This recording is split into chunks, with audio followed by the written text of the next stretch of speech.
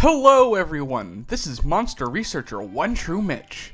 That's what I'd usually start saying, but alas, this video is not about monsters, researching them, or me. Oh, yeah, that's right. I'm also a monster researcher now. What of it? Being a big fan of Monster Hunter World, I've come to appreciate even the smallest aspects of the general ecosystem of the new world. Today, we'll be talking about my favorite trees. Now, I don't really dabble in dendrology, but I know a cool tree when I see one. Trees are an extremely important aspect of the new world. Whether or not they exist in any given locale, their very presence in the ecosphere is among the sole reason life's actually able to happen in the new world, with water being another decidedly important aspect. But this isn't a video covering the general ecosystem of this world. This is about my 7 favorite trees. While this may be a countdown, this doesn't mean I'm putting one tree over another. So let's not waste any time. Let's get started.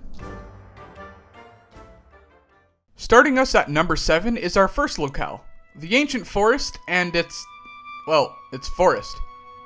If you didn't already know, everything but the shoreline and area 1 of the locale is actually an entire tree, called the ancient tree. It's a normal tree made massive by the bioenergy of long-dead elder dragons. From this energy, an entire ecosystem was allowed to flourish, and it's all under the protection of this massive tree. This is actually among the first sights you see upon looking at the new world, and it's quite a sight to behold. It's certainly worth a good mention in this video. Moving into the Wildspire Wastes, it was difficult to narrow down to just one tree, especially in the western areas in the small little forest. However, I managed to do just that. It's not a grandiose tree, no, but one that does help in combat. I am talking about this tree covered in mushrooms. I think I originally chose a dead tree because I got something that talks about a dead tree in the script, and that's just, that's kind of funny to me. But anyways, I'm just gonna go along with it. Whether or not it's dead means little, as even dead trees provide a great benefit for any ecosystem. Still, this one serves as a footstool for daring hunters that really want to flex on a monster mid-fight. I've used it a fair few times myself, so this tree definitely gets a nice spot in my favorites. Moving on up to the Coral Highlands, it's actually hard to find a real tree. While this locale is teeming with life, not much of it is due to the presence of trees. That's because this location actually mimics what would normally be an ocean ecosystem. More specifically, a coral reef. This means the aptly named Coral Highlands is home to many species of, coral. For this reason, I can't justify picking an actual tree. But I can pick out some coral that looks and acts like a tree.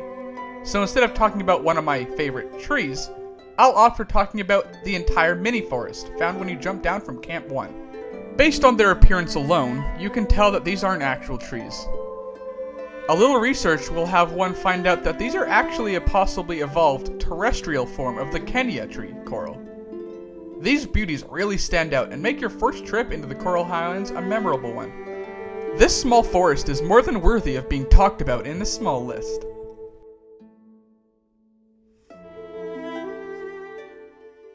Moving down, way down, under the Coral Highlands is an area known as the Rotten Vale, or the place where monsters go to die.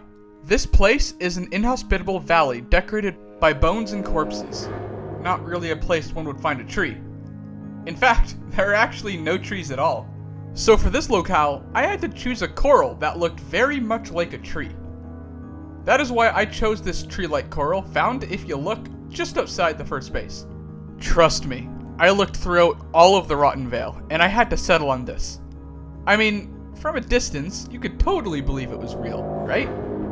Right?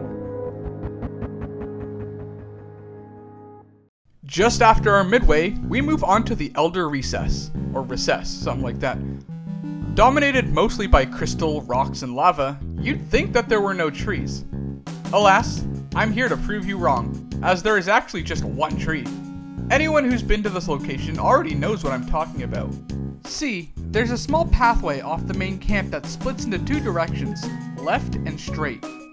However, those directions aren't worth talking about. Instead, we'll stop at the intersection and focus on the left to look at this little tree with a wiggly lychee sitting atop a dead trunk just below it. The tree itself doesn't have any advantages, but I'm sure its presence is the reason that this larva was able to be there, to give us the stamina boost we all love. Second to last, we move across the ocean and into the Hoarfrost Reach, a snowy locale brought to us by the Iceborne expansion. I'll be honest, this permafrost forest has so many trees, I don't think I could ever choose. They all add so much aesthetic to this locale, and I feel like it'd be doing them a big disservice if I cherry pick and choose only one. The snowy forest is one of my favorite locations in general. Maybe it's my cold Canadian blood speaking, but there's no way I could just ever choose. That tree? This tree? Oh, maybe this tall one. No, I can't choose. You know what? I think this entire forest is amazing. And lastly, we're moving on to probably the most calming tree in this game. I speak about the tree in the hunter's private quarters. It's a simple tree that serves as the icon of this room, and it's obvious that the room itself was built with the tree in mind. It's a beautiful addition to such a soothing location, and what makes it better is that you can hang a pet from one of its branches.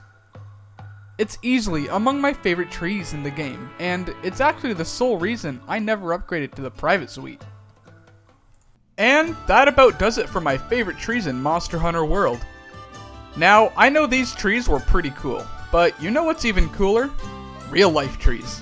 Yes, this is a not so surprising video to help with the Team Trees fundraiser, created by Mr. Beast and Mark Rober, in collaboration with many YouTubers and the Arbor Day Foundation. I don't expect to help bring awareness to this awesome movement, but I do know that every little bit helps, and if I can support in any way, I'll do it.